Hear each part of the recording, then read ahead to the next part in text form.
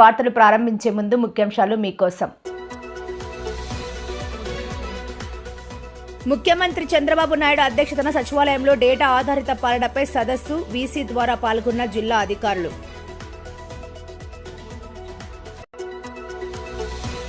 కార్తీక పౌర్ణమి సందర్భంగా మహానందిలో ఘనంగా జరిగిన జ్వాలా తోరణం.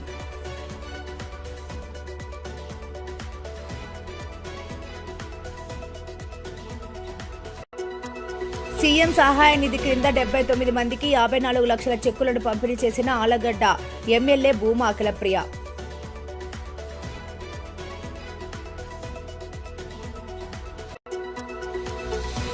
ఆలగడ్డ సబ్ రిజిస్టర్ కార్యాలయంలో 2వ రోజు కొనసాగిన ఏసీబీ సోదాలు, పలు కీలక రికార్డులు స్వాధీనం.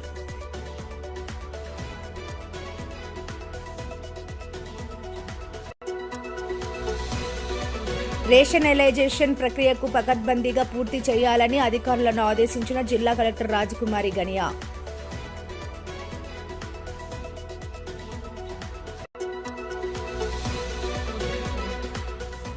నంద్యాలలో విద్యా సంస్థల యాజమాన్యాలతో సమావేశం నిర్వహించిన జిల్లా రవాణా శాఖ మరియు విద్యుత్ శాఖ అధికారులు. ముఖ్యమంత్రి చంద్రబాబు నాయుడు అధ్యక్షతన సచివాలయంలో డేటా ఆధారిత పాలనపై సదస్సు నిర్వహించారు. వీడియో కాన్ఫరెన్స్ హాల్ నుండి నంద్యాల జిల్లా కలెక్టర్ రాజకుమారి గనియా, జేసీ కార్తీక్, ఎస్పీ సునీల్ షేరాన్, ఇతర జిల్లా అధికారులు సదస్సులో పాల్గొన్నారు. ఈ సందర్భంగా ముఖ్యమంత్రి మాట్లాడుతూ దీర్ఘకాలిక, మధ్యకాలిక, స్వల్పకాలిక లక్ష్యాలకు అనుగుణంగా ప్రణాళికలు రూపొందించుకుని పౌరులకు సుపరిపాలన అందించాలన్నారు. అందుకు అనుగుణంగానే విజన్ ప్రణాళికను రూపొందించామని, ప్రజలకు మెరుగైన సేవలు అందించాలనేది అధికారులు, ప్రజాప్రతినిధుల ప్రాధాన్యత కావాలన్నారు. గ్రామ సచివాలయాన్ని విజన్ యూనిట్గా మార్చుకుని సమర్థవంతంగా ఆ విభాగాన్ని వినియోగించుకుందామన్నారు. అంతా కలిసికట్టుగా పనిచేసి ఇటీవల వచ్చిన తుఫాను టెక్నాలజీ వినియోగంతో ప్రాణ ఆస్తి నష్టాన్ని బాగా తగ్గించగలిగామన్నారు. రాష్ట్ర స్థాయి నుంచి క్షేత్రస్థాయి వరకు ఎప్పటికప్పుడు ప్రజలను అప్రమత్తం చేసి ప్రాణ ఆస్తి నష్టాన్ని నివారించగలిగామని, డేటా ఆధారిత పాలన అనేది ఇప్పుడు అత్యంత కీలకమైన అంశంగా మారిందన్నారు. క్వాంటమ్ కంప్యూటర్ను వచ్చే జనవరి నుంచి అమరావతితో ప్రారంభించబోతున్నామని, సిఎఫ్ఎంఎస్ వ్యవస్థ ద్వారా సమర్థంగా వనరుల్ని వినియోగించగలుగుతున్నామన్నారు. గత ప్రభుత్వం చేసిన విధ్వంసాన్ని చక్కదిద్దుతూ ఉన్న సమస్యల్ని ఒక్కొక్కటిగా పరిష్కరిస్తున్నామని, 2047 విజన్ డాక్యుమెంట్ లక్ష్యాలకు అనుగుణంగా అధికారులు పనిచేయాలన్నారు. నెలల వారీ త్రైమాసిక లక్ష్యాలను ఏర్పాటు చేసుకుని ఫలితాలను సాధించాలని, నిర్దిష్ట ప్రణాళికకు అనుగుణంగానే ప్రభుత్వం పౌర సేవలు అందించాల్సి ఉందన్నారు. ప్రతి నియోజకవర్గానికి ఓ సీనియర్ అధికారి నేతృత్వంలో టాస్క్ ఫోర్స్ ఏర్పాటు చేసి విజన్ ప్లాన్ అమలు చేస్తామని, ఆర్టీజీఎస్ ద్వారా సేకరించిన సమాచారాన్ని విశ్లేషించి ఆయా శాఖలకు అప్పగిస్తున్నామని, దానికి అనుగుణంగానే నిర్ణయాలు వేగంగా తీసుకోవాల్సి ఉంటుందన్నారు. సదస్సులో మంత్రులు, కార్యదర్శులు, హెచ్ఓడీలు, వీడియో కాన్ఫరెన్స్ ద్వారా జిల్లా కలెక్టర్లు, ఎస్పీలు పాల్గొన్నారు.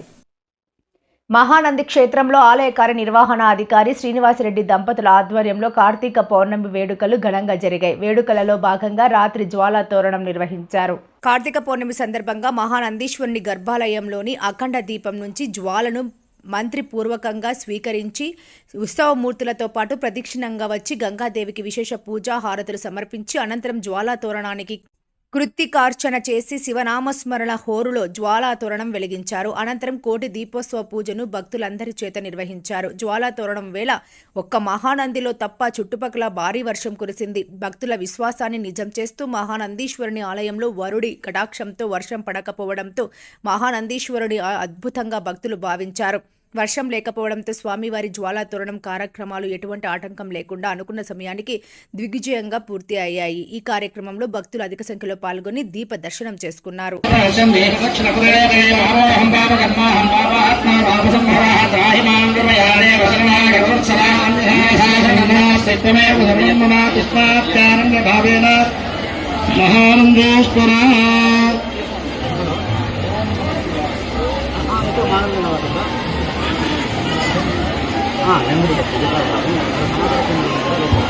देवे सुबधो राजे अस्मान् विश्वान् देव भजनान् हित्वान् योध्यस्पज्जहरानमे प्राणानायम्या केशवाय स्वाहा नारायणाय स्वाहा स्वाहा गोविन्दाय नमः विष्णुवे नमः मत्स्यनाय नमः त्रिविक्रमाय नमः वामनाय नमः श्रीधराय नमः ऋषिकेशाय श्रीकृष्णवरदोषणभवने नमो नमः उत्तिष्ठन्तु भूतपिशाचाः यते भूमिभारकाः यते कामविरोधेन ब्रह्मकर्म समारभे ओम ओम भुवः ओम शिवः ओम महः ओम जनः ओम तपः ओम सत्यम् ओमापोज्योतिरसो अमृतं ब्रह्म भूर्भुवस्सुवरः ममोपात्त समस्तादृतक्षयद्वारा श्री परमेश्वरमुद्दिश्य परमेश्वर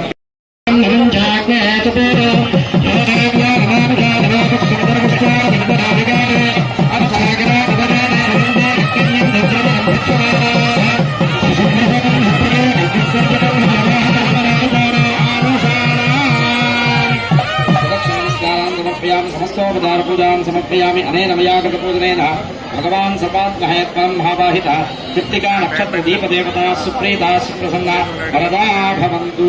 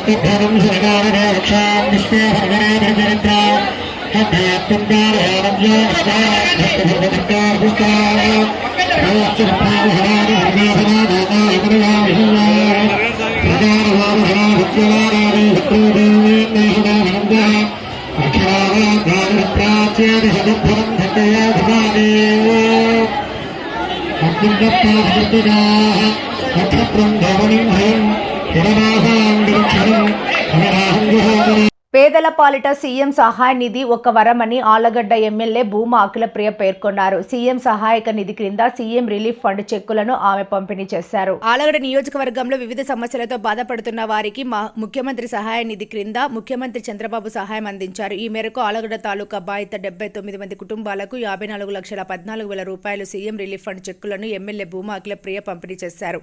సీఎం రిలీఫ్ ఫండ్ చెక్కులు తీసుకున్న బాధిత కుటుంబ సభ్యులు ఎమ్మెల్యే భూమా అఖిలప్రియకి సీఎం నారా చంద్రబాబు నాయుడు సందర్భంగా కృతజ్ఞతలు తెలిపారు. రాష్ట్ర వ్యాప్తంగా 12 సబ్ రిజిస్టర్ కార్యాలయాలలో ఏసీబీ దాడులు జరిగాయి. రెండవ రోజు సైతం పలు సబ్ రిజిస్టర్ కార్యాలయాల్లో ఏసీబీ సోదాలు నిర్వహించారు. ఆలగడ్డ సబ్ రిజిస్టర్ కార్యాలయంలో బుధవారం ఏసీబీ డీఎస్పీ సోమన్న ఆధ్వర్యంలో తనిఖీలు నిర్వహించారు. సబ్ రిజిస్టర్తో సహా పలువురు సిబ్బంది వద్ద నుండి లెక్కకు మించి నగదు ఉండటాన్ని గుర్తించారు. దాదాపుగా 50,000 నగదును కూడా స్వాధీనం చేసుకున్నారు. అయితే గురువారం వరుసగా రెండవ రోజు కూడా జిల్లా అవినీతి నిరోధక శాఖ అధికారులు మరో పర్యాయం విస్తృత సోదాలను నిర్వహించారు. ఏసీబీ డీఎస్పీ సోమన్న ఆధ్వర్యంలో తనిఖీలను నిర్వహించారు. నంద్యాల నుండి జిల్లా రిజిస్టర్ కూడా ఆలగడ్డకు సబ్ రిజిస్టర్ కార్యాలయానికి చేరుకున్నారు. కార్యాలయ తలుపులను మూసివేసి ప్రజలను లోపలికి రానివ్వకుండా సోదాలు నిర్వహించారు. ఆలగడ్డలో రెండవ రోజు కూడా అధికారులు తనిఖీకి రావడం చర్చనీయాంశంగా మారింది. మన దాంట్లో ల్యాప్టాప్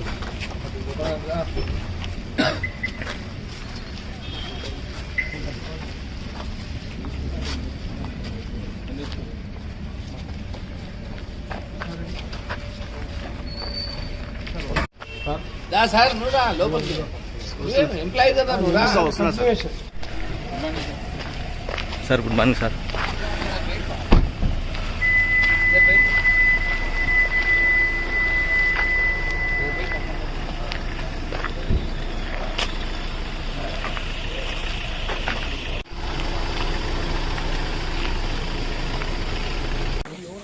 నేను డిఎస్పీ ఏసీబీ కర్నూలు, తర్వాత ఇతను కృష్ణా ఇన్స్పెక్టరు, ఇతను పంచాయత్ దాబులో. ఈరోజు మేము మధ్యాహ్నం 1 గంటకి సుమారు 1 గంట సమయం అప్పుడు మేము పంచాయత్ దాల్ పోలీసు వాళ్ళు పంచాయత్ దాళ్ళంతా కలిసి వచ్చి సర్ప్రైజ్ చెక్ చేసినాము. ఈ వీళ్ళపైన వచ్చిన అలిగేషన్స్ అంటే కరప్షన్ జరుగుతుంది అనే అలిగేషన్ల ఆధారంగా వచ్చి సర్ప్రైజ్ చెక్ చేసినాము. చేసిన తర్వాత సబ్ రిజిస్టర్ దగ్గర ఎక్సెస్ క్యాష్ దొరికింది. తర్వాత స్టాంప్ వెండర్ దగ్గర దొరికింది. ఇంకొక ఆయన సీనియర్ అసిస్టెంట్ దగ్గర కూడా ఎక్సెస్ క్యాష్ ఉంది. ఆమె అటెండర్ ఉంటుంది, ఆమె దగ్గర కూడా ఎక్సెస్ క్యాష్ ఉంది. అవన్నీ క్యాష్ అంతా ఇప్పుడు తీసుకొని మేము ప్రొసీడింగ్స్ రాస్తున్నాము.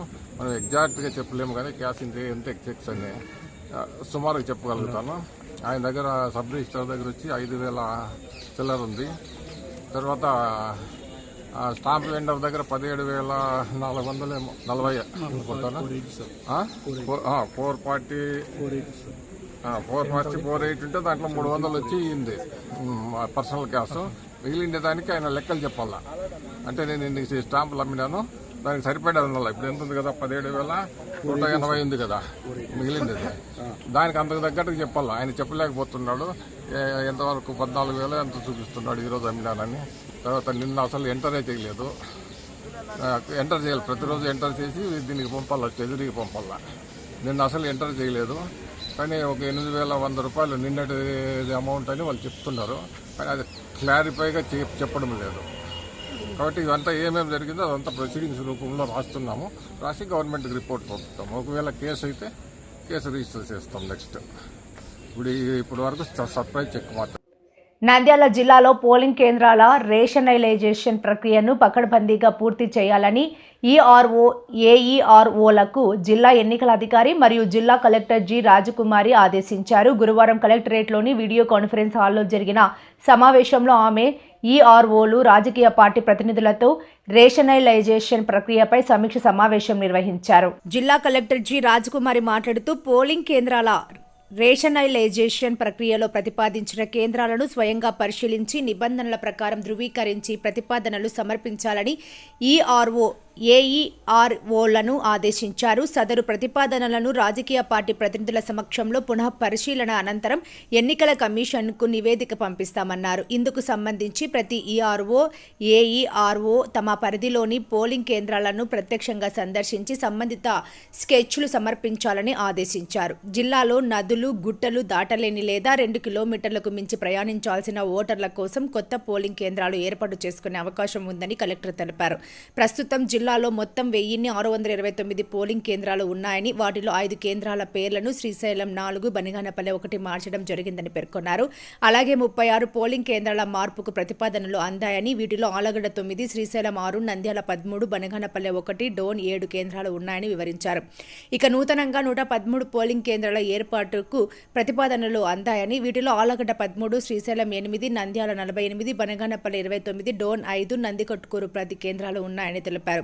కొత్త కేంద్రాలు ఏర్పాటయ్యాక జిల్లాలో మొత్తం 1742 పోలింగ్ కేంద్రాలు అందుబాటులోకి రానున్నాయని వివరించారు. కొత్త పోలింగ్ కేంద్రాల ఏర్పాటు సమయంలో ఒకే కుటుంబ సభ్యులు వేర్వేరు కేంద్రాల్లో ఉండకుండా అందరూ ఒకే పోలింగ్ కేంద్రంలో ఉండేలా చర్యలు తీసుకోవాలని కలెక్టర్ సూచించారు. అలాగే నూతన పోలింగ్ కేంద్రాలు ప్రైవేట్ పాఠశాలలు లేదా కళాశాలల భవనాల్లో ఏర్పాటు చేయకూడదని, రాజకీయ పార్టీ ప్రతినిధులతో అనుబంధం ఉన్న ప్రైవేటు స్థలాలను ఉపయోగించరాదని స్పష్టం చేశారు. పీఆర్పీ యాక్ట్ 1950 సెక్షన్ 13B ప్రకారం BLOలను ఎంపిక చేసినట్లు కలెక్టర్ తెలిపారు. BLOలు సరైన రీతిలో విధులు నిర్వహించకపోతే కఠిన చర్యలు తప్పవన్నారు. ఓటర్ల జాబితాలో నమోదు, చేర్పులు, మార్పులు, తొలగింపులు వంటి అంశాలను ఎన్నికల నిబంధనల మేరకు జాగ్రత్తగా చేపట్టాలని ఆమె ఆదేశించారు. ఎన్నికల విభాగానికి సంబంధించిన ఆపరేటర్ పోస్టులు భర్తీని త్వరితగతిన పూర్తి చేసే చర్యలు చేపడతామని కలెక్టర్ తెలిపారు. రాజకీయ పార్టీ ప్రతినిధులు ఈ సందర్భంగా మాట్లాడుతూ ఆలగడ్డలో ఉన్న ఒక పోలింగ్ కేంద్రం స్థానిక శాసనసభ్యుని ఇంటి సమీపంలో ఉందని, దానిని మార్పు చేయాలని కోరారు. అలాగే పాండురంగాపురం, బాపూజీ నగర్ ప్రాంతంలో సుమారు 1200 మంది ఓటర్లు ఉన్నందున అక్కడ ప్రత్యేక పోలింగ్ కేంద్రం ఏర్పాటు చేయాలని అభ్యర్థించారు. పోలింగ్ కేంద్రాల ఎంట్రీ, ఎగ్జిట్ మార్గాలు వేర్వేరుగా ఉండేలా చూడాలని సూచించారు. రాబోయే ఎన్నికల సమయంలో గర్భిణీ స్త్రీలకు హోమ్ ఓటింగ్ సదుపాయం అందేలా చర్యలు తీసుకోవాలని కోరారు. ఈ సమావేశంలో డిఆర్ఓ రామునాయక్, ఆర్డీఓలు విశ్వనాథ్, నరసింహులు, శివనాగర్ జ్యోతి, గుర్తింపు పొందిన రాజకీయ పార్టీ ప్రతినిధులైన కాంగ్రెస్ పార్టీ తరపున సయ్యద్ రియాజ్ బాసా, వైఎస్ఆర్సీపీ తరపున సాయిరాం రెడ్డి, టీడీపీ తరపున ప్రసాద్ రెడ్డి, శివరాం రెడ్డి, బీజేపీ తరపున కసెట్టి చంద్రశేఖర్, సిపిఐ తరపున నరసింహులు, బహుజన్ సమాజ్ పార్టీ తరపున కె శ్రీనివాసులు, రమణ కమిషనర్ వారి ఆదేశాల మేరకు నంద్యాల పట్టణ పరిధిలోని విద్యా సంస్థల యాజమాన్య ప్రతినిధులతో జిల్లా రవాణా శాఖ అధికారి జీవి శివారెడ్డి మరియు ఉప జిల్లా విద్యా అధికారి శంకర్ ప్రసాద్ కలిసి జిల్లా రవాణా శాఖ కార్యాలయంలో సమావేశం నిర్వహించారు. ఈ సందర్భంగా జిల్లా రవాణా శాఖ అధికారి జీవి శివారెడ్డి మాట్లాడుతూ విద్యా సంస్థలకు చెందిన బస్సులు, వ్యాన్ల వంటి వాహనాలు నడిపేటప్పుడు పాటించవలసిన రోడ్డు భద్రత నియమాలు, అత్యవసర పరిస్థితుల్లో తీసుకోవాల్సిన జాగ్రత్తలు, ప్రమాదం సంభవించినప్పుడు విద్యార్థుల రక్షణ కోసం అనుసరించవలసిన చర్యలు, వాహనాల్లో తప్పనిసరిగా అమర్చవలసిన భద్రతా పరికరాలపై విపులంగా అవగాహన కల్పించారు. ఉప జిల్లా విద్యా అధికారి శంకర్ ప్రసాద్ మాట్లాడుతూ విద్యా సంస్థల యాజమాన్యం, రవాణా శాఖ సూచనలను ఖచ్చితంగా పాటించాలన్నారు. రోడ్డు భద్రతా ప్రమాణాలను అనుసరించి విద్యార్థులను పాఠశాలకు సురక్షితంగా తీసుకురావడం, తిరిగి వారి గమ్యస్థానాలకు భద్రంగా చేర్చడం విద్యా సంస్థల యాజమాన్యానికి పూర్తి బాధ్యత అని సూచించారు. ఈ సమావేశంలో మోటార్ వాహన తనిఖీ అధికారి జి శ్రీకాంత్, సహాయ మోటార్ వాహన తనిఖీ అధికారి జి సుబ్బయ్య, అలాగే నంద్యాల పట్టణంలోని వివిధ విద్యా సంస్థల యాజమాన్య ప్రతినిధులు పాల్గొన్నారు. వార్తలు ముగించే ముందు ముఖ్యాంశాలు మరోసారి. ముఖ్యమంత్రి చంద్రబాబు నాయుడు అధ్యక్షతన సచివాలయంలో డేటా ఆధారిత పాలనపై సదస్సు, వీసీ ద్వారా పాల్గొన్న జిల్లా అధికారులు.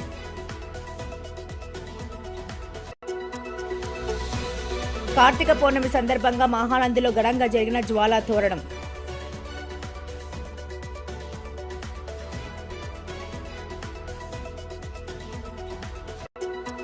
సీఎం సహాయ నిధి క్రింద 79 మందికి 54 లక్షల చెక్కులను పంపిణీ చేసిన ఆలగడ్డ ఎమ్మెల్యే భూమా అఖిలప్రియ.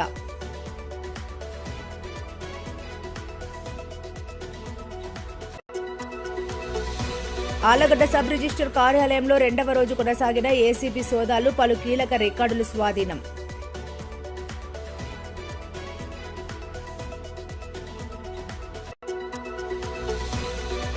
రేషనలైజేషన్ ప్రక్రియకు పకడ్బందీగా పూర్తి చేయాలని అధికారులను ఆదేశించిన జిల్లా కలెక్టర్ రాజకుమారి గనియా.